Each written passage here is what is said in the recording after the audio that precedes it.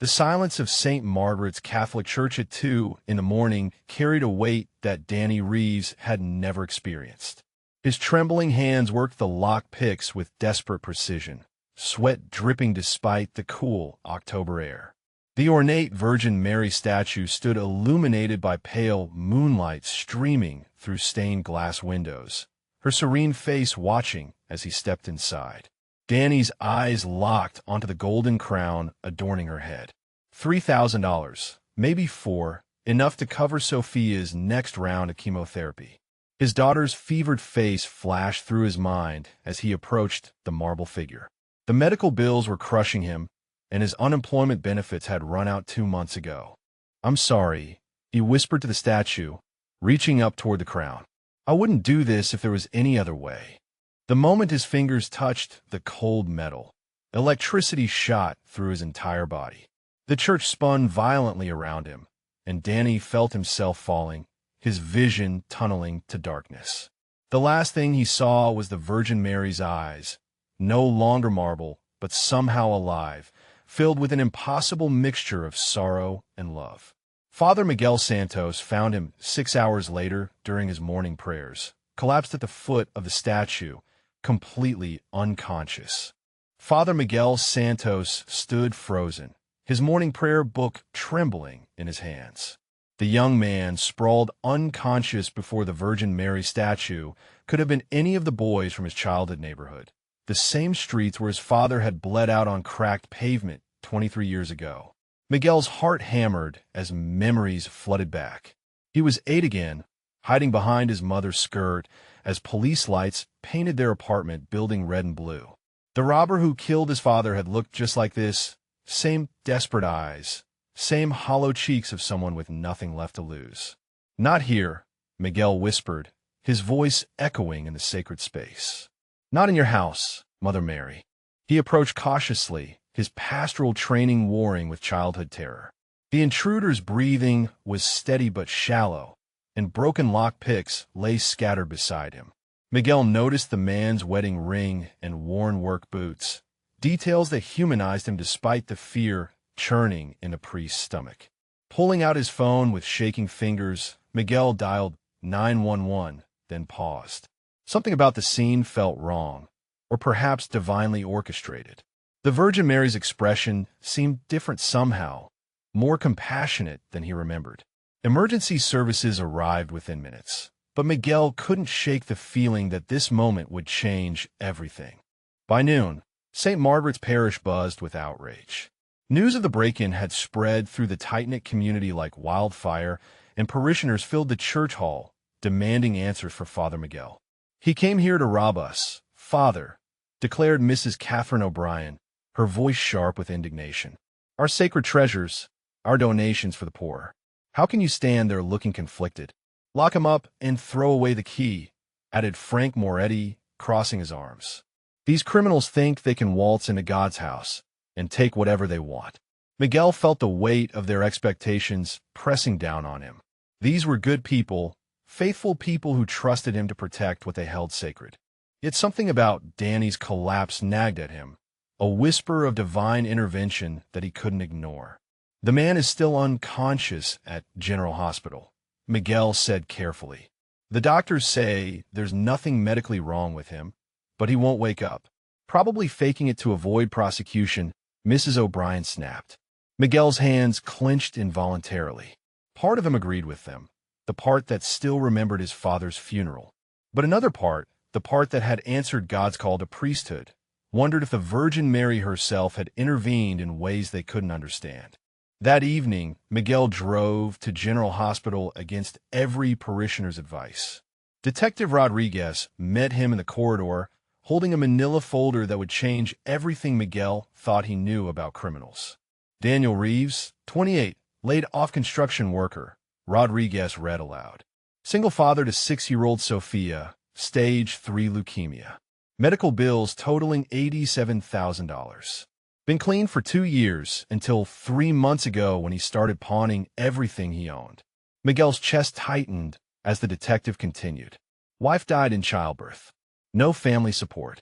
Applied for 17 jobs last month. Got turned down for all of them. His daughter's next treatment is scheduled for Friday, but insurance won't cover it. Through the hospital room window, Miguel studied Danny's face. Without consciousness to harden his features, he looked impossibly young, vulnerable. A rosary tattoo on his wrist caught the priest's attention, faded but still visible. Has he said anything about why he collapsed?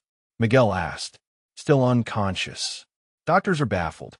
His vitals are perfect, brain scans normal, but he won't wake up. It's like he's waiting for something. Rodriguez paused. Or someone. Miguel's hand instinctively moved to his own rosary. Perhaps the Virgin Mary was orchestrating something beyond human understanding. Danny's eyes fluttered open at dawn on the third day, just as Miguel finished praying the rosary beside his hospital bed. The first words out of his mouth made the priest's blood run cold. She told me to find peace in Miguel's hands. Miguel leaned forward, his heart racing. Who told you that? The lady in blue. She was so beautiful. Father with eyes full of tears. Danny's voice was hoarse but certain. She said my Sophia would be healed, but first I had to learn what mercy really means. Word spread through the parish within hours. The morning prayer group erupted in debate, voices rising in the church hall until Miguel thought the walls might crack. It's manipulation, pure and simple, Frank Moretti declared. This criminal researched you, Father. He knows your name, knows how to play on your sympathies. But elderly Maria Gonzalez shook her head, tears streaming down her weathered cheeks. I've seen that look before when my grandson was dying. That's not the face of a liar. That's the face of someone who's seen heaven. Miguel felt torn between two worlds. The logical part of his mind agreed with Frank's skepticism, but something deeper stirred within him, a recognition he couldn't explain. Danny's description of the Virgin Mary matched his own mystical experiences during seminary, details he'd never shared with anyone. The call came at midnight. Sophia Reeves had taken a critical turn, her tiny body rejecting the latest round of chemotherapy. Miguel found Danny handcuffed to his hospital bed, tears streaming down his face as he pleaded with the police officer. Please, she's dying. I need to see my baby girl one more time. Detective Rodriguez shook his head grimly.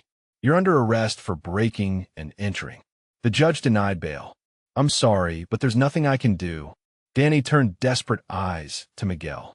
Father, you have influence. You could speak for me.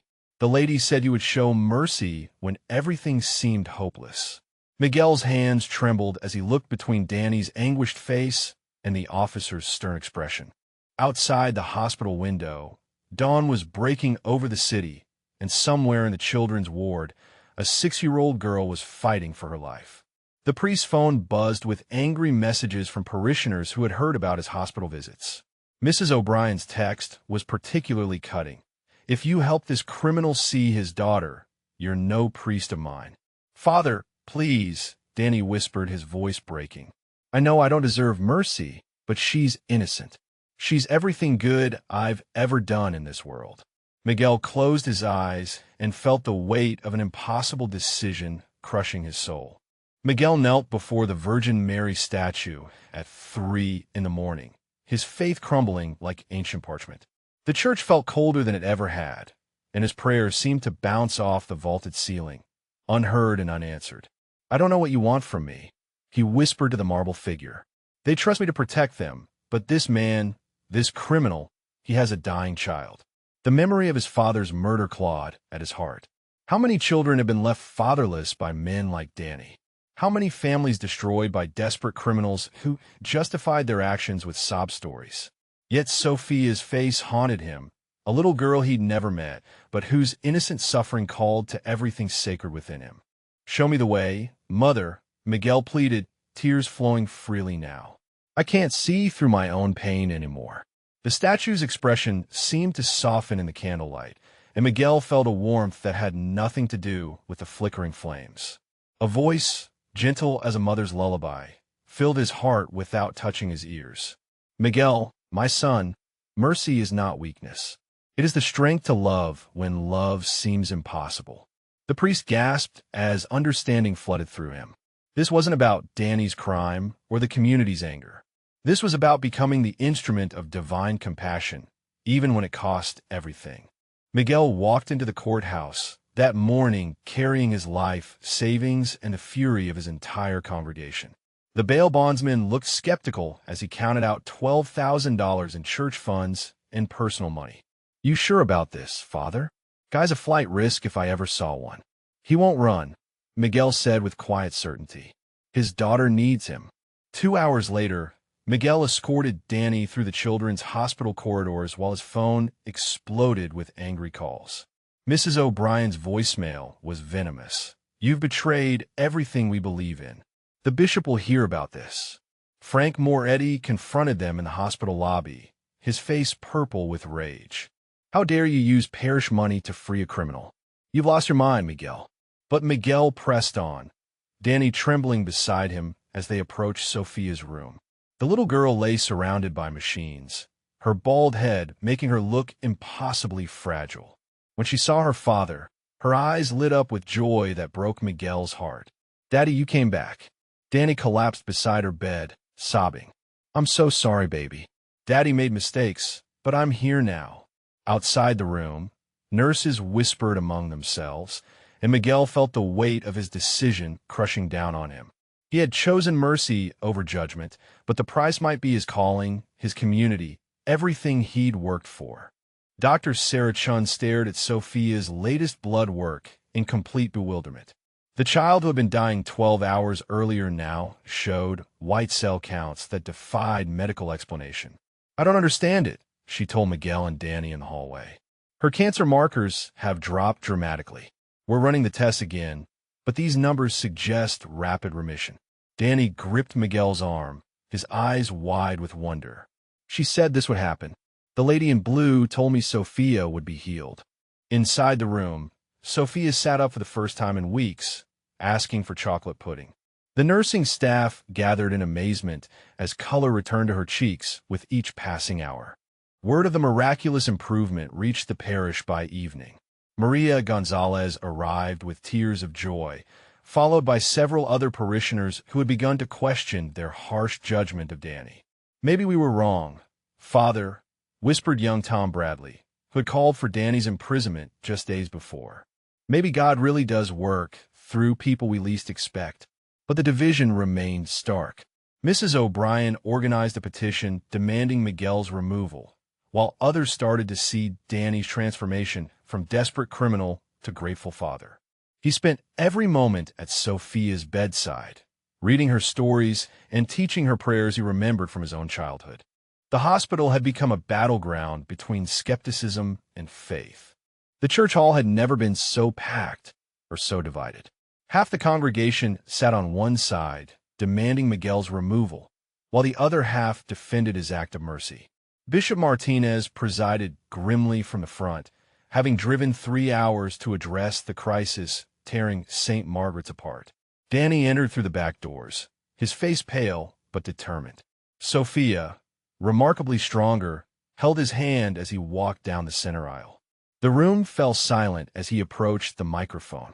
"My name is Daniel Reeves, and I broke into your church," he began, his voice shaking. "I came here to steal from you, to take what wasn't mine because I was desperate and afraid." Mrs. O'Brien's face remained stone cold, but others leaned forward, listening intently. "I have no excuse for what I did. Fear for my daughter doesn't justify violating your sacred space. But when I touched the Virgin Mary's statue, something happened that changed my soul forever." Danny's voice grew stronger. "She showed me that mercy isn't earned, it's given. Father Miguel didn't have to help me, but he chose love over judgment. Because of his courage, my daughter is healing, and I'm standing here asking not for your understanding, but for your forgiveness." Tears flowed throughout the hall as Danny knelt before the altar, his daughter beside him, both of them vulnerable and genuine in their repentance. As Danny's voice echoed through the hall, something extraordinary began to happen. Maria Gonzalez gasped first, pointing toward the small Virgin Mary statue that stood beside the altar. A soft, golden light seemed to emanate from the marble figure, growing brighter with each word of Danny's confession. "Do you see that?" whispered Tom Bradley, his skepticism crumbling as the luminescence intensified. Even Mrs. O'Brien's harsh expression softened as the unexplainable radiance filled the sacred space. The bishop leaned forward, his eyes wide with wonder he hadn't felt since his ordination 40 years ago. Dr. Chin burst through the church doors at that moment, her face flushed with excitement and disbelief. "Sophia's latest scans," she announced breathlessly. "Complete remission. Every trace of cancer is gone. It's medically impossible." The light around the Virgin Mary statue pulsed gently, as if responding to the miraculous news. Throughout the hall, hardened hearts began to crack open.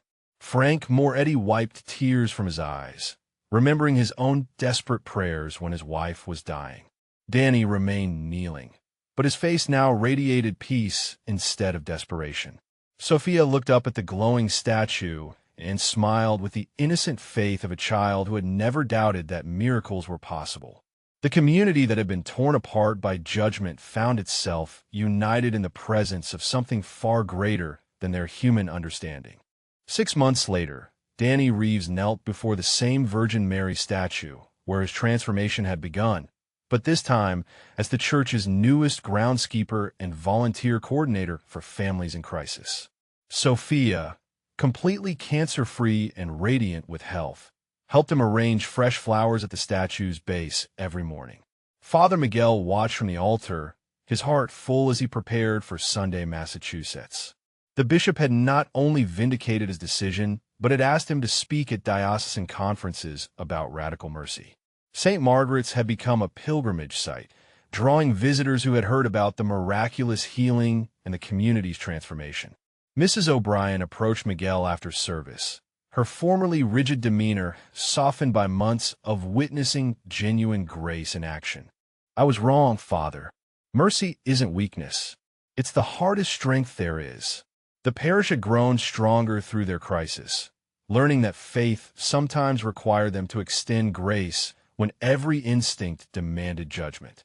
Danny's story had become their story, a testament to second chances and divine intervention in the most unlikely circumstances. As the congregation filed out, Miguel touched the Virgin Mary's marble hand, remembering the night she had called him to impossible mercy. Sophia ran past, laughing with other children, alive and whole. Have you ever witnessed something that science couldn't explain?